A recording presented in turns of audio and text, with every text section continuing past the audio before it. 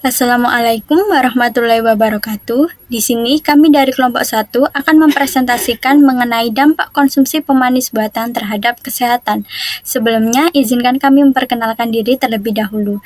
Perkenalkan, nama saya Nadia Arzatul Yasmin dengan akhiran NIM 091 dan rekan-rekan saya, Irnia Lalatul Fauzia dengan akhiran NIM 071, Rosmawati Rajabi dengan akhiran NIM 073, Nur Intan Febrianti dengan akhiran NIM 077, Yopi Eka Prastya dengan akhiran NIM 092, dan Linda Dwi Erinawati dengan akhiran NIM 107. Baik, di sini ada rumusan masalah. Untuk rumusan masalah yang pertama yaitu bagaimana pengaruh konsumsi pemanis buatan terhadap kadar gula darah pada penderita diabetes. Yang kedua, bagaimana hubungan antara konsumsi pemanis buatan dengan peningkatan berat badan. Yang ketiga, bagaimana pengaruh konsumsi pemanis buatan terhadap sistem imun tubuh. Selanjutnya, klaim yang dibuat berdasarkan rumusan masalah. Yang pertama, semakin banyak pemanis buatan yang dikonsumsi melebihi batas aman, maka semakin besar kemungkinan terjadinya gangguan metabolisme yang dapat mempengaruhi kadar gula darah pada penderita diabetes. Yang kedua, semakin banyak pemanis buatan yang dikonsumsi, maka semakin besar kemungkinan seseorang mengalami peningkatan keinginan terhadap gula yang dapat menyebabkan asupan makanan berlebih dan kenaikan berat badan. Yang ketiga, yaitu semakin banyak pemanis buatan yang dikonsumsi oleh penderita obesitas, maka semakin rendah sistem imun mereka dibandingkan dengan individu dengan berat badan normal.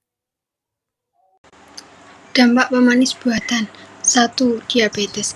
Pemanis buatan dapat merangsang produksi insulin meskipun tidak mengandung kalori, yang beresiko menyebabkan resistensi insulin dan peningkatan kadar gula darah. Yang kedua, obesitas.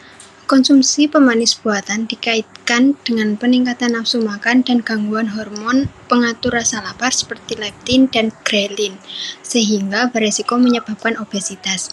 Yang ketiga, gangguan imun.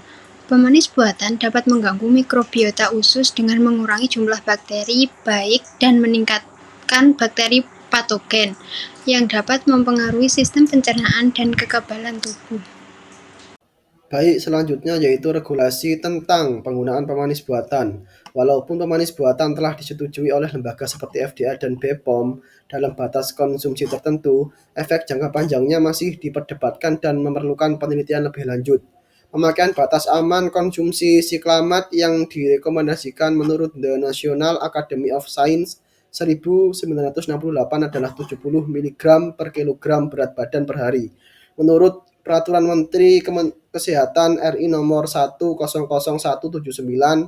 A SK 74 tanggal 8 November 1974 mengenai zat pemanis buatan yang diizinkan pada makanan dan minuman untuk siklamat dan sakarin yaitu sebagai berikut. Untuk jenis makanan berkalori rendah, kadar maksimum sakarin yang diperbolehkan yaitu 0,15 ppm dan siklamat 2,00 ppm. Kemudian untuk makanan bagi penderita diabetes, kadar maksimum sakarin yaitu 0,15 ppm dan siklamat 2,00 ppm. Kemudian untuk minuman, kadar maksimum sakarin yang diperbolehkan yaitu 0,005 ppm dan siklamat 0,06. Yang terakhir ada kesimpulan, pemanis buatan bermanfaat sebagai pengganti gula, tetapi perlu dibatasi karena resiko kesehatan. Pengawasan, edukasi, dan regulasi diperlukan agar konsumsinya tetap aman.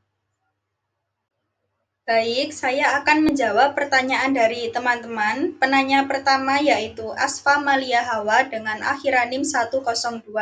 Pertanyaannya, apakah semua jenis pemanis buatan memiliki efek yang sama terhadap metabolisme tubuh atau ada perbedaan antara jenis tertentu seperti aspartam, sukralosa, dan sakarin?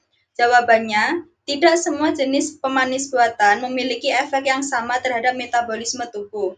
Aspartam misalnya dipecah menjadi asam amino dan metanol dalam tubuh. Sementara sukralosa sebagian besar tidak diserap dan diekskresikan tanpa perubahan, serta sakarin yang dapat mempengaruhi respons insulin meskipun tidak mengandung kalori. Perbedaan dalam struktur kimia membuat setiap pemanis memiliki dampak yang bervariasi terhadap metabolisme dan regulasi glukosa.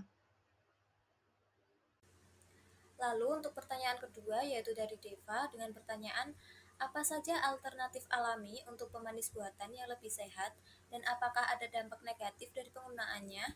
Jawabannya yaitu sebagai alternatif pemanis buatan, pemanis alami seperti madu, stevia, dan eritritol sering dianggap lebih sehat karena berasal dari sumber alami.